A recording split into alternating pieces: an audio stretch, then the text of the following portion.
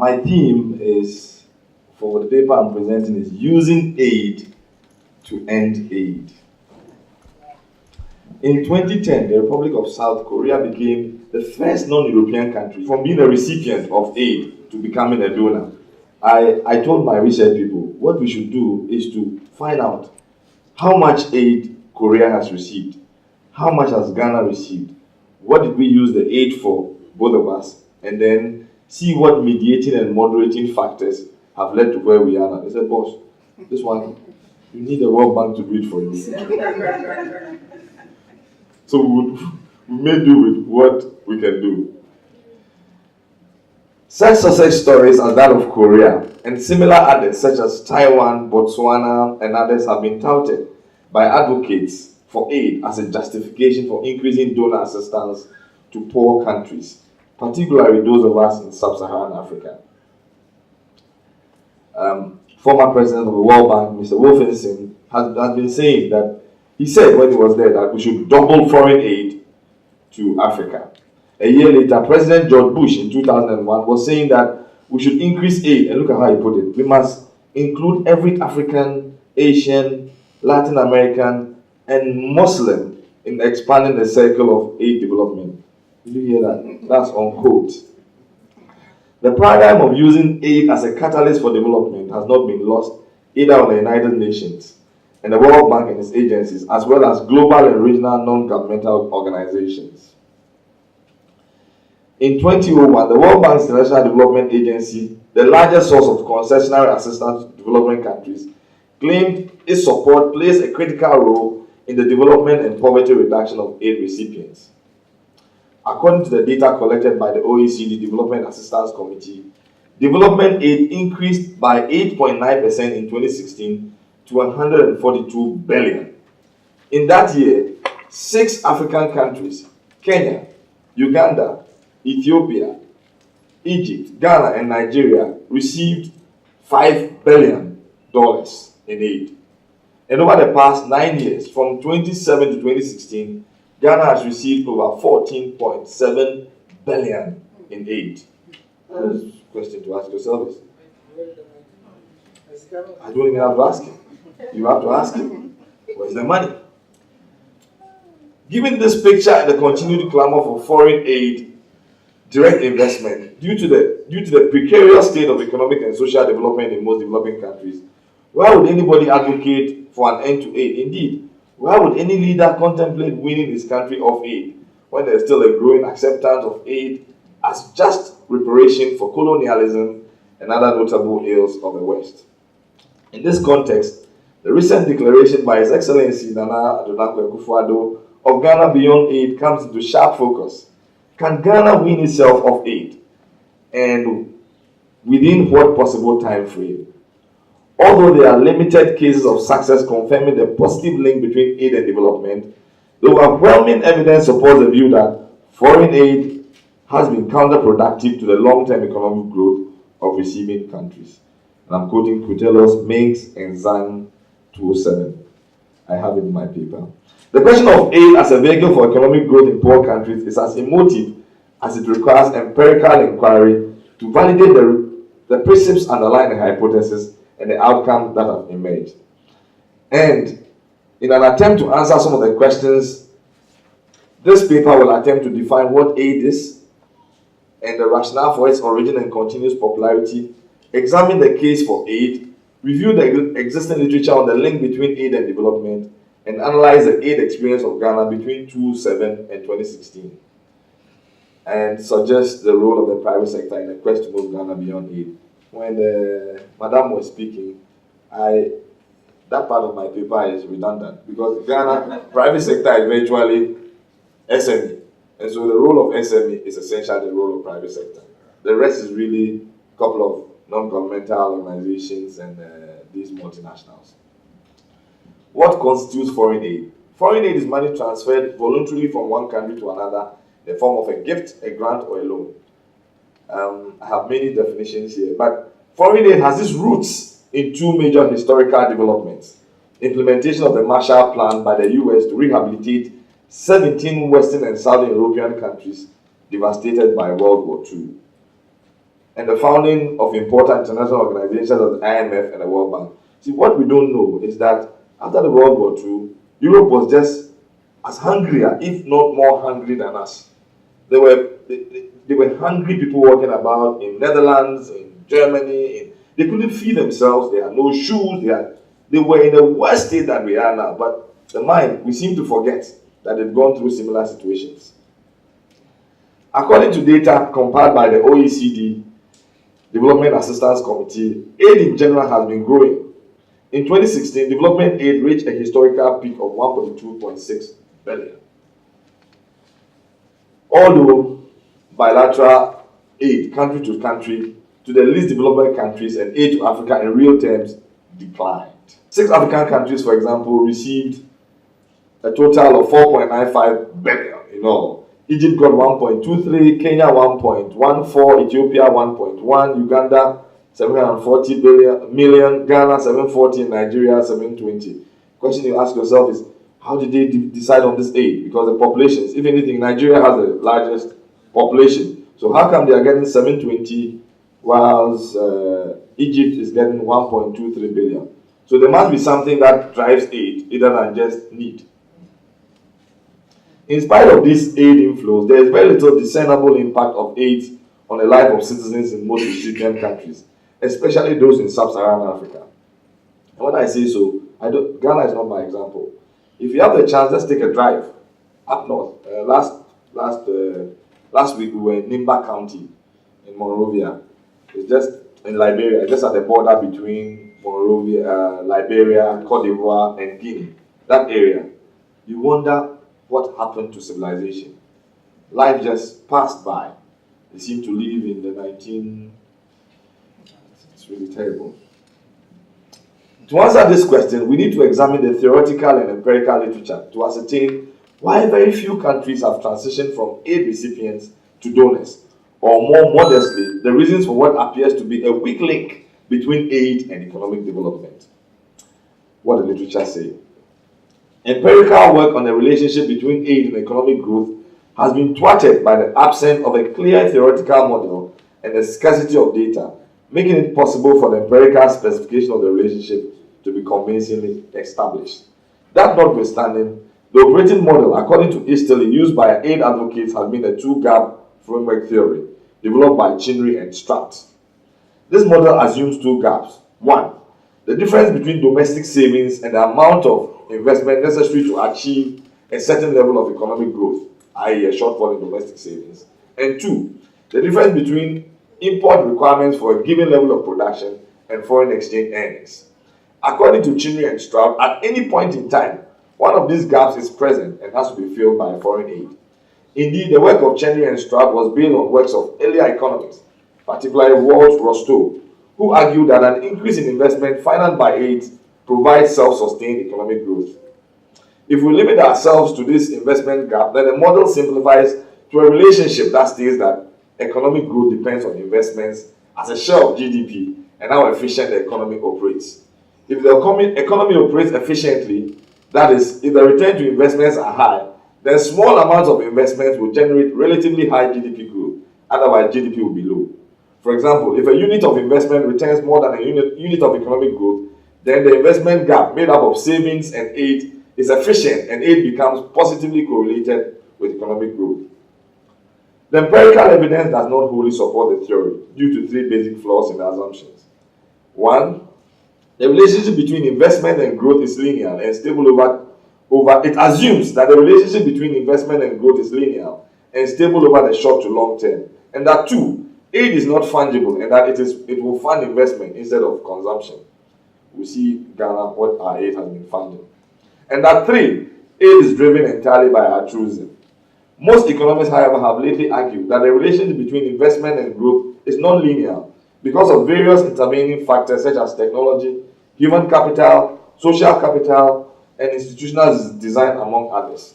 Furthermore, regarding the fungibility of aid, many studies have argued that given the poor institutional setting, strong executive government, and weak legislatures in most aid-receiving countries, political leaders have relied on systematic clientelism and appropriation, we call it corruption, of state resources part of all of which could aid for political ends.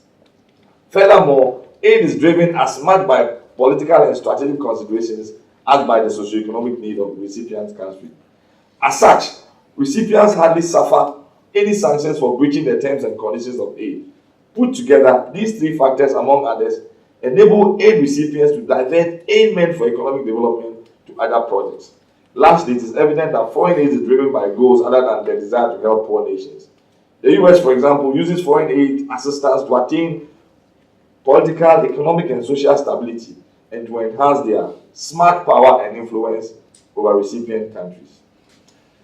The evidence from the literature does indeed suggest that economic development has deteriorated in recipient countries. In Africa, as aid has increased, economic development has decreased. In a study on the relation between aid and economic growth in Africa, Easterly 2003 observed a steady decline in economic growth per capita from 1.7% in 1970 to about almost zero in 1999, as aid as a percentage of GDP climbed to about 5% to about 16% over the same period. Economic growth per capita became negligible. Ross, Tang, and Zhang find aid to be counterproductive to economic growth. Burns and Dollar observed that aid has a positive impact on growth in developing countries with good fiscal, monetary, and trade policies, but insignificant in an environment of poor policies. As an earlier study by Boone found that aid financed consumption rather than investment and growth. Similarly, a study by Bonsha, Chase, and Dunn concluded, among others, that aid flows from direct investment and aid have short-term effect of increasing the rate of economic growth of countries. However, the cumulative long-term effect has been a decrease in the relative rate of economic growth. Now, given this damning evidence and the calls for aid to be curtailed, that's one particular writer, Easterly, is calling for that. What then sustains the urge for persistent increase in aid to developing countries? And what explains the poor link between aid and economic growth? In 2005, the Economic Commission for Africa, chaired by Tony Blair, asked for an immediate increase in aid of $25 billion to sub-Saharan Africa and a further $25 billion by 2015. Similar, in 2005, the UN Millennium Project called for global ODA to increase from 2004 level of $79 billion to $179 billion by 2015. According to Easterly, aid has continued to grow in the face of poor outcomes because aid disbursement has become a critical measure of performance of development institutions. In effect, aid agencies have come to see themselves as being primarily in the business of dishing out money and not in the outcome. What the numbers say about Ghana. As earlier indicated, between 2007 and 2016, Ghana received a total of $32.2 billion in foreign aid. Yes. Between 2007 and 2016, Ghana received a total of 32.2 billion Ghana cedis in foreign aid, whilst cumulative GDP for the same period was 782 billion. During the same period, nominal GDP grew at an annual geometric rate of 24%. Aid rose from 1.1 billion in 2007 to 5.3 billion in 2016, representing an average growth rate of 19.45. Similarly, real GDP recorded an average growth rate of about 7% between 2007 and 2016. Suggesting a positive relationship between aid and GDP. Based on the investment gap theory, however,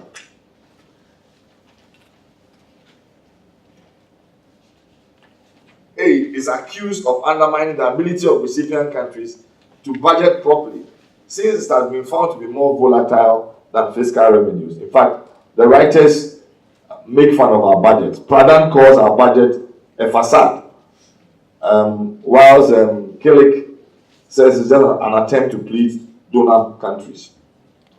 To investigate the aid GDP relationship, we collected a 10-year data on GDP and a few relevant names.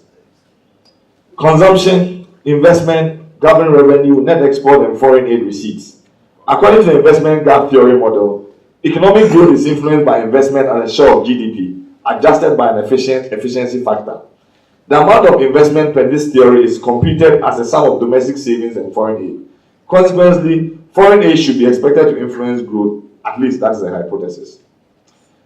That is not what we found. When we did the research, and I will make in my paper I've submitted, the hypothesis in there as well as the methodology. What we found out was that consumption is a mechanism for the positive relationship between aid and GDP in Ghana. In short, the aid that we get only makes us consume more, and the consumption is inefficient. Now, we didn't research into why this consumption is inefficient, but I can guess that when I was growing up, when you put one television set in the house, we are 20 people, electricity and the TV, 20 of us consuming. Now, every house has one television set, imported, consuming the same electricity, watching the same product, sometimes leaving it. And I remember also, if you grew up in a compound house, there was one fridge where at the end of the day, we all put our things in to cool. In the morning, we got it out. Now there are 20 fridges, each consuming electricity with one tomato and one little stew sitting in all the fridges. When I get up in the morning and I see people coming to work, I remember in the 70s, there was something like the car was full. The car was full before it moved.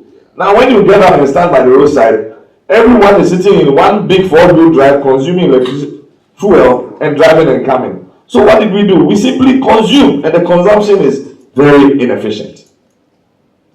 Where do we go from here?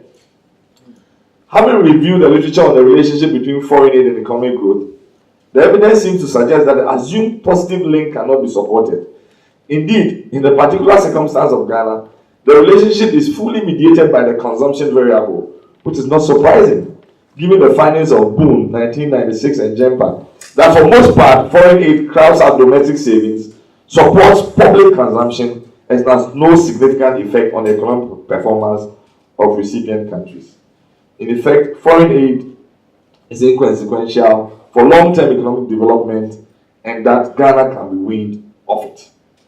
The questions are, how do we do it? How long will it take? And what is the role of the private sector in this project?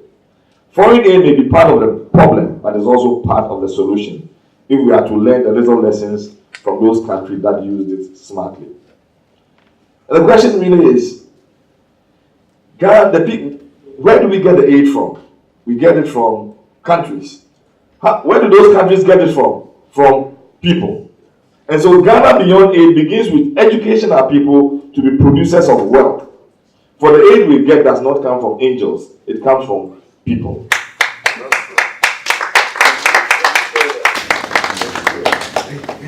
And the very people are the very people in this very country called Ghana.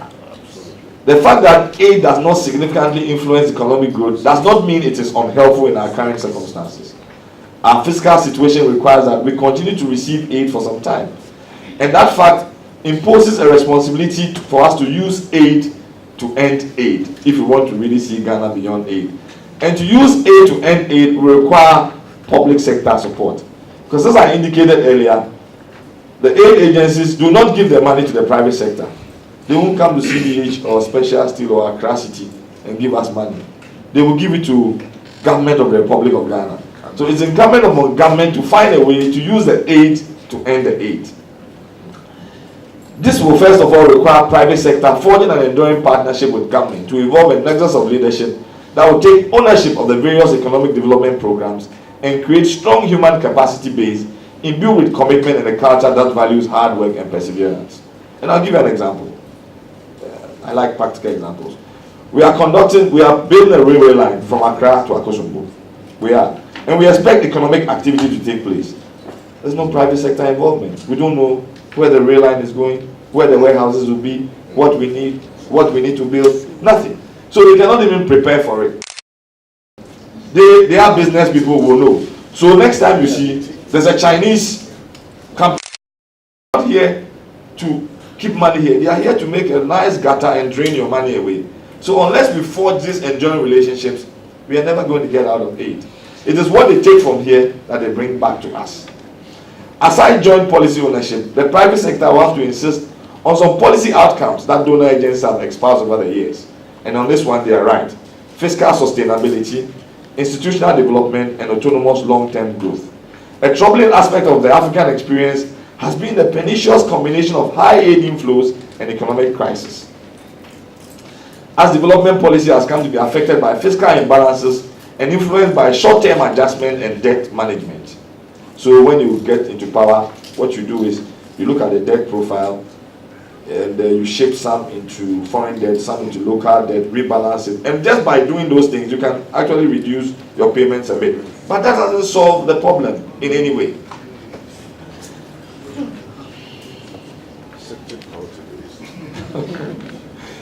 In several sub-Saharan African countries, aid inflows account for over half of the total government expenditure. This breeds corruption, weakens state revenue mobilization institutions, and undermines government's legitimacy. According to Schumpeter, a country's tax system reflects its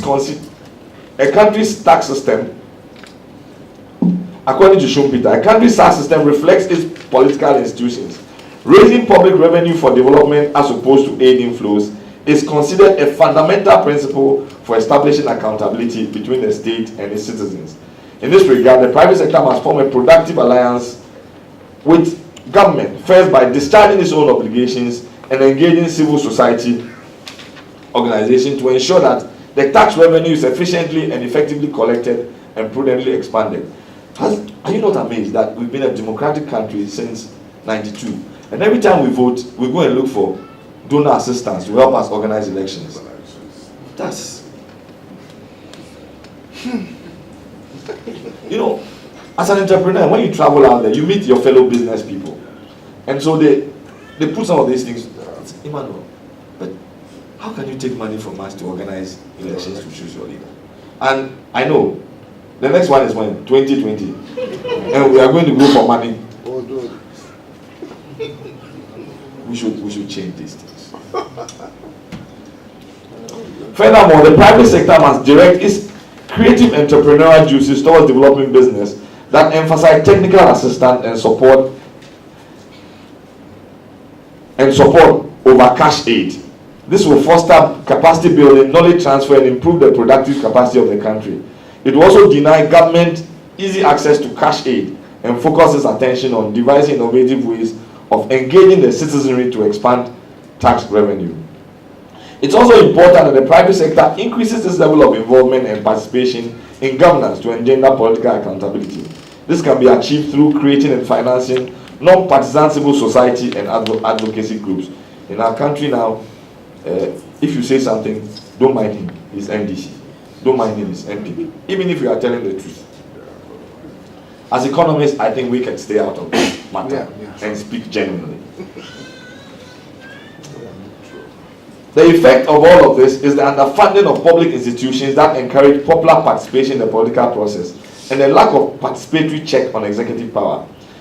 The tendency of sub-Saharan African countries, given the debilitating effect of foreign aid to produce political systems with powerful executives and impotent legislature, is well documented in the political literature. Also, the private sector must fight for a seat at the policy development and implementation table.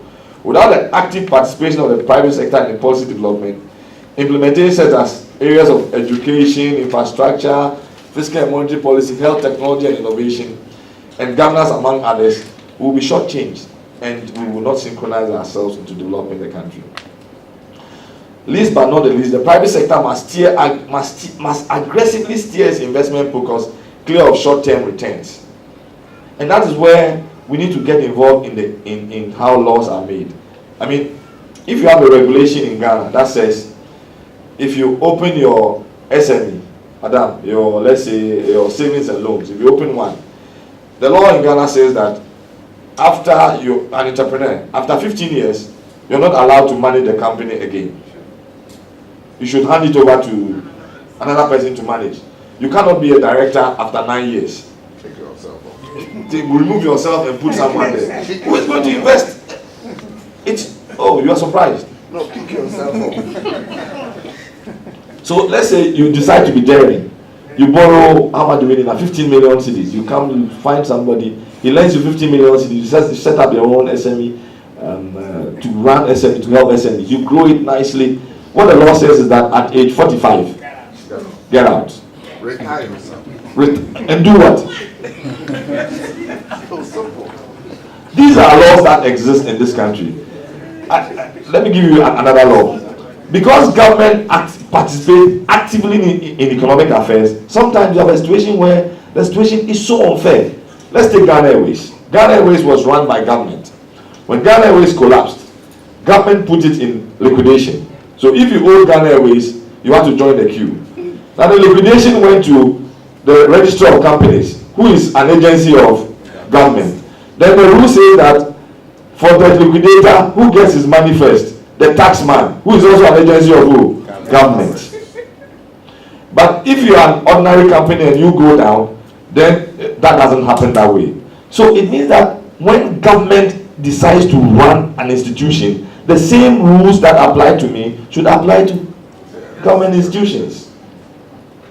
That is the only way to grow entrepreneurs in this country and to grow private capital. The very nature of government captures of the levers of production, land, labor, capital, entrepreneurship, places a serious drag on private sector initiative and output. Government regulation has been exceptionally efficient and effective in discouraging the entrepreneurial spirit.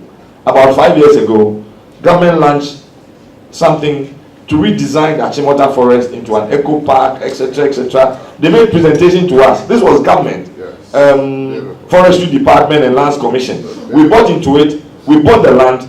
5 years later, we cannot enter the land. Our money is stuck. They gave us land certificate. We are still holding. We cannot enter the land. The eco park has not started. Nothing is happening. The money that was put there, the opportunity cost is lost. That is government.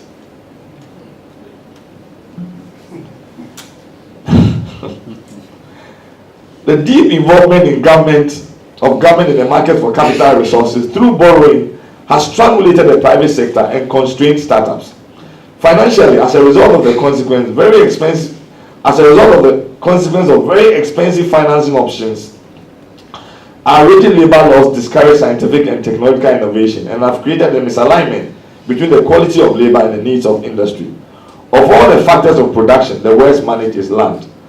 Laws on land ownership and processes of acquisition are so cumbersome as to facilitate chaos and limit investment. The court system has been quite unhelpful.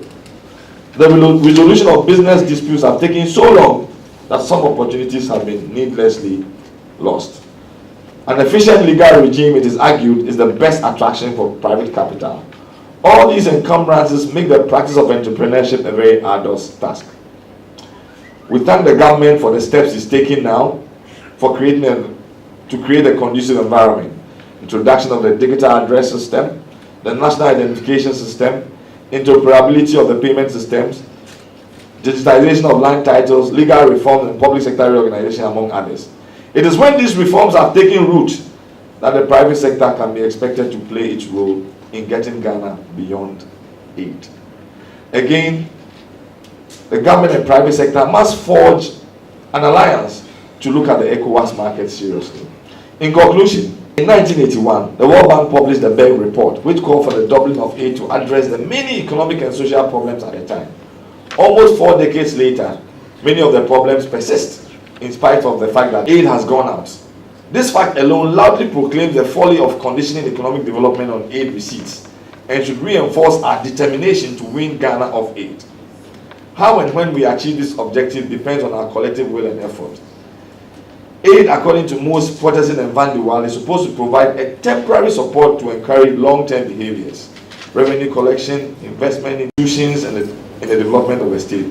A few countries, such as South Korea, Taiwan, and to some extent Botswana, have used foreign aid assistance to support their local efforts to transform their economies and eventually win themselves of aid. As we craft our own to achieve the same objective, there may be a thing or two we could learn from them. As this exercise has been an interesting project, the limitation has been data, and I suggest that we develop a better, as members of this noble profession of economics, I hasten to gladly suggest that we look into this matter in a more compelling way for the purpose of education and advising policy. And as I said, let's use aid to end aid. Thank you very much for watching. Talk about inclusive growth as opposed to exclusive or selective growth, and I know the perfect world, especially in the public sector, for example. How do we reconcile the reality of those who sacrifice time, money, and work to elect certain public officials, right?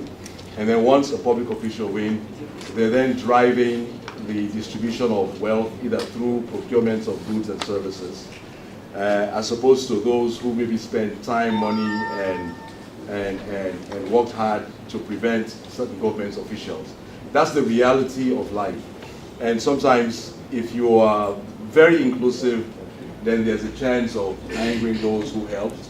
And it applies in both cases, whether it's NDC, NPP, those kinds of things. So I don't have any answers, and I don't think all of us do. It's just the reality of life that I wanted to throw out for our panelists to think through how we can either use the media to push our public officials to be a little bit more inclusive, even though somebody may not have supported them in winning an office. And my name is Francis Ablode, lecturer at Wisconsin University. My question goes to Mr. Emmanuel Sarkodee'S. Fantastic presentation. I salute you for that. In your presentation, you made us aware that literature has not supported aid spurring economic growth. Normally, the aid is not directed to economic activities, but rather ends at the consumption sector. Therefore, it's not giving us the needed growth. And I also know that Ghana, having attained middle income level status, the aid that we used to get is dropping. And for a few years to come, we may not even be getting it at all. Yet still, you said we need aid to end aid. So I want you to throw more light on it, because the aid in the first place is not helping us, and we need it again to end aid. Secondly, because it will not be coming, so where are we going to get this aid from to be able to end the aid? Thank you. With this benefit that our donors get, and with our government talking about it on every international platform that they get, won't our donors make it a difficult one, our fight? Thank you. Who exactly are you throwing your question to? It's a concern I'm raising. Okay, a concern that you're raising. So my question is a follow-up to what my brother just asked, that it's a commendable agenda, but the question is, are we there yet? And how are we prepared to, because if you, say it to the outside world that you want to go the Ghana beyond aid, it means that you are more or less telling the international community that you are prepared to face the challenges associated with it. So how long will it take us to be there? And are we there yet? And what is the consequences of us, telling the international donors at this time that we want to go the Ghana beyond it? Thank you. Thank you very much. We'll take the last one and then we move to the speakers.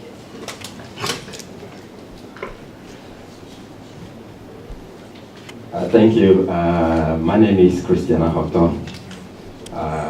I'm a fellow, the vice president of the institute, and I work at Bank of Ghana. I'm also a Revenue Minister.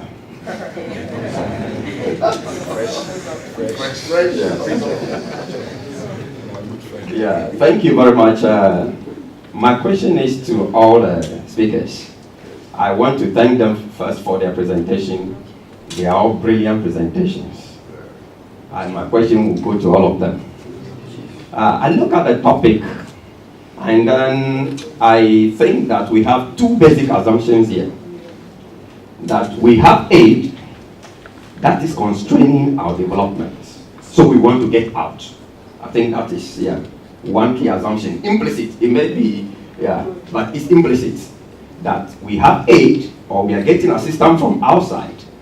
It is not helping us, or in a way it is constraining our development. So we want to get out. The second assumption, implicit assumption, is that we believe we have resources within. So that when either we do some reallocation, we can get there. Get to where we want to be as a country. So those are the two basic implicit assumptions. Now, when we are talking of the private sector, in this case, we are believing that the resources that we are looking at, we can tap it from the private sector, or the private sector can provide a lead. That is the assumption. So based on those assumptions, I just want to ask some basic questions for us, for the speakers to tell us. Now, for instance, let's go to the Honorable Ashigbe. Mr. Ashigbe, yes. No, I'm addressing you as Honorable in this house. As you're sitting over there, you're the speaker, one of the speakers. So today we have 4 speakers. So honorable speakers. Good. Now, we are saying growing Ghana beyond age. So we believe that we have resources in the private sector. He is coming from the telecom sector. Now, how can the telecom sector support? He narrated so many things. The final thing is going into a cashless economy, abolishing cash and all that's fine, good. But we know that the telecom sector, a lot of resources are there. How do we channel it in order to produce inclusive growth that we are talking about?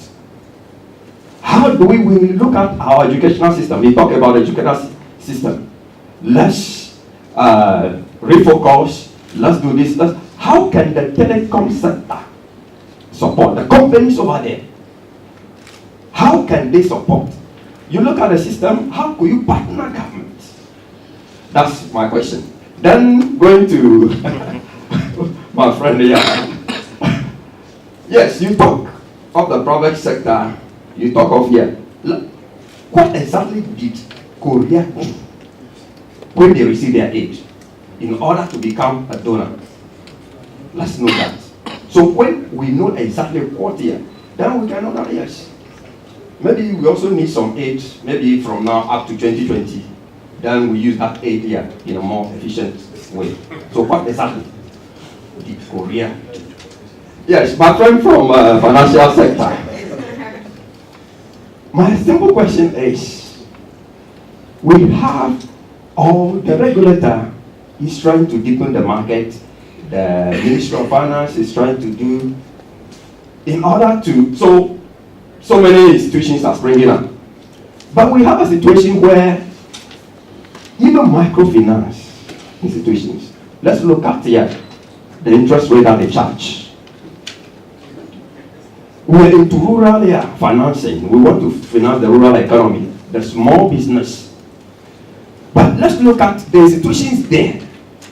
How the credit they give here to those poor farmers. Let's look at the interest rate that they charge. You see, the point is we're in this together. So you support one sector to grow, you lift up one sector, and then as it goes, the whole economy moves. So my question again is, financial institutions in the economy, what exactly are they doing to support this agenda? My sister from the World Bank, Women World Bank. Yes. Again, it goes to you. What exactly are the companies doing over there, or your institution? What partnership can you suggest? What exactly can you propose to government? So in all this inclusive growth, we have here institutions that are refusing to list on the Ghana Stock Exchange. Always, all the time, and every dividend or every profit that they get, they move them out of here. But we are saying growing Ghana beyond aid. So the resources are within. So let's talk about what we can do as private. I will just take 5 minutes. Okay. The first white man to set foot on Ghana did not come to give us aid. He came to trade. And from 1900, when the British colonial government conquered Ashanti, which would have mean that the conquering of the nation is completed, they didn't bring aid. They rather took things away. So when you run through all the various regimes in Ghana, 1916, Clifford, Georgesburg, 25, Alan Burns, and Clerk, 1957. Throughout this period, we didn't take any aid. So what happened? What you have to realize is that the colonial architecture came to set up the nation Ghana not as a development institution, but basically to violently yoke people together for one reason: to exploit the resources. And as long as we keep the same architecture and structure in place, it becomes very difficult to work with it. Somebody raised the question, what have the Koreans done? Very simple. They educated their people. They invested their people. The amount of money the Koreans put into their people in terms of education compared to Ghana is a pittance. So while they put theirs in education, we put ours in four-wheel drives, in television sets, and in other luxurious goods. And that's a simple difference in what has happened. Now, why do I still say we need aid? We need a certain type of aid. Not the aid, somebody was just reminding me that a lot of the aid that goes to Egypt, for example, is military. If they brought us 5 F-16s and armored tanks, and do we produce armored tanks in Ghana? And all the guns they give us and all those things, if they bring them to us as aid, I mean, I'm sure we need a few for a few armed robbers where we don't have, but we don't need F-16s and a lot of military aid that we normally would get. But just to zone in on your question, is what we use the aid for. Is we must be accountable for the aid that we get. Indeed, we must treat aid as if it's money that is from us ourselves, not as money that if we've gone to collect some from somebody to spend. And when you read the research, it will tell you that the way we use aid is just for the executives appropriate the aid to themselves because they don't believe it's part of the tax revenues. So if we use aid properly, we still need a certain amount of aid to get out of aid. And the Korean question, they simply invested in their people because they believe that people grow the nation and not resources. So that don't take too much.